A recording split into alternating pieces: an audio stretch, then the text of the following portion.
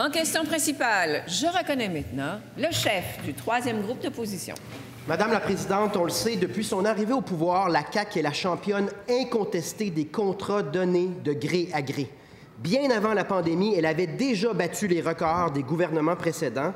Pendant la pandémie, on s'est mis à donner des contrats à des entreprises fantômes sans aucun suivi pour récupérer notre argent.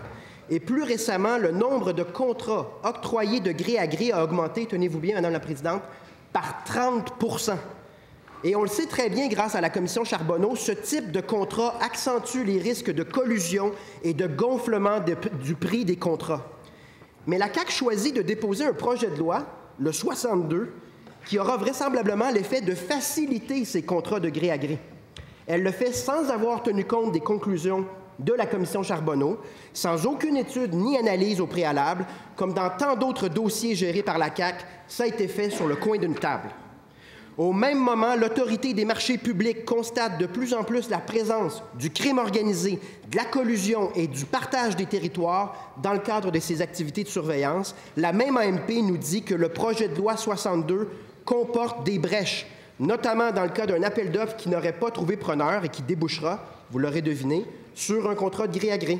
Ma question au premier ministre, avec l'AMP qui s'inquiète et de nombreux experts qui sonnent l'alarme, peut-il retourner faire son travail avec rigueur en considérant les conclusions de la commission Charbonneau avant de poursuivre l'étude du 62? La réponse du premier ministre. Oui, Madame la Présidente, d'abord, j'invite le chef du troisième groupe d'opposition à aller regarder un peu ce qui se fait ailleurs, ce qui se fait en Ontario, ce qui se fait dans les différents pays en Europe, en particulier au Royaume-Uni. Il verrait, s'il faisait cette analyse, que la façon de donner des contrats a beaucoup changé au cours des dernières années. Pourquoi, Madame la Présidente? Parce que quand on fait un appel d'offres puis qu'on donne le contrat au plus bas soumissionnaire, bien, les entreprises viennent couvrir leurs imprévus en mettant des provisions. Donc, on se retrouve dans une situation où on paye plus cher que s'il y avait un partage du risque avec des négociations, avec une présélection de certains soumissionnaires. Donc, la plupart des pays industrialisés dans le monde vont vers le partage de risques. Un, ça va plus vite, et deux, ça coûte moins cher. Donc, j'invite le chef de l'opposition officielle à aller voir un petit peu ce qui se fait ailleurs. Il va voir que des contrats de gré à gré, c'est pas nécessairement mauvais si c'est bien fait, s'il y a un vrai partage de risques. Et moi, j'ai totalement confiance à la présidente du Conseil du Trésor. On se souvient qu'elle était à la commission Charbonneau. Je ne pense pas que c'est le genre de personne à dire « on va relancer la corruption au Québec ». Il s'agit du chef du troisième groupe d'opposition. Monsieur le chef, première complémentaire. J'entends l'invitation du premier ministre. Moi, je l'invite à consulter les conclusions de la commission Charbonneau et ce que nous dit l'AMP.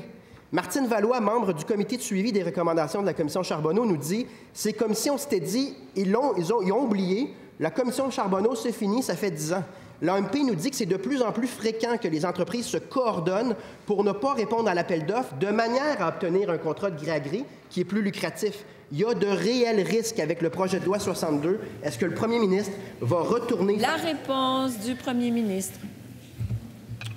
Oui, Madame la Présidente, on a bien analysé ce qui se fait dans les différentes juridictions ailleurs dans le monde, puis on est convaincu que le projet de loi 62, c'est un projet qui vient moderniser la façon de construire nos infrastructures.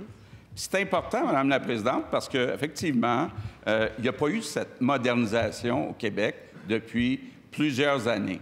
Donc, Madame la Présidente, je pense qu'il faut être ouvert au changement, mais je vois encore que le PQ est là pour défendre le statu quo. Deuxième complémentaire. Et pour ce faire, je reconnais le député de Jean Talon. Le premier ministre nous dit « Allez voir ce qui se fait à l'extérieur ». Nous, on dit « Allez voir ce qu'on a fait au Québec, la commission Charbonneau ». J'ai demandé hier au ministre « Est-ce qu'on a considéré la commission Charbonneau avant de présenter ce projet de loi-là? » La réponse, c'est non. Est-ce qu'on a une analyse des risques de collusion? La réponse, c'est non. Est-ce que le ministre va retourner faire ses devoirs et va nous produire ces analyses-là afin qu'on puisse sérieusement procéder à l'analyse d'un projet de loi très important? C'est les milliards des Québécois qui vont être dépensés à travers ce projet de loi-là. La réponse du ministre responsable des Infrastructures. Oui, merci, Mme la Présidente. Effectivement, on a eu ces questions-là, mais ce n'est pas les réponses que j'ai données, bien au contraire. On a travaillé ce projet de loi-là étroitement, naturellement, avec ma collègue présidente du Conseil du Trésor, et il n'y a pas d'augmentation de risque. Et non seulement ça, l'AMP, l'Autorité des marchés publics, mentionne clairement que l'utilisation des modes collaboratifs n'entraîne pas d'augmentation de risque. C'est des appels d'offres publics qui est plus basé sur le plus bas soumissionnaire, mais sur l'expertise, les compétences, et naturellement, ça nous permet de sauver des coûts et de sauver des délais. L'AMP a mentionné cependant qu'il y a un article, le 13.1, dont l'amendement que vous ne voulez pas étudier, qui vient dire celui-là, il faudrait le corriger. Et en plus, il nous recommande qu'est-ce qu'on devrait faire. On est prêt à l'appliquer.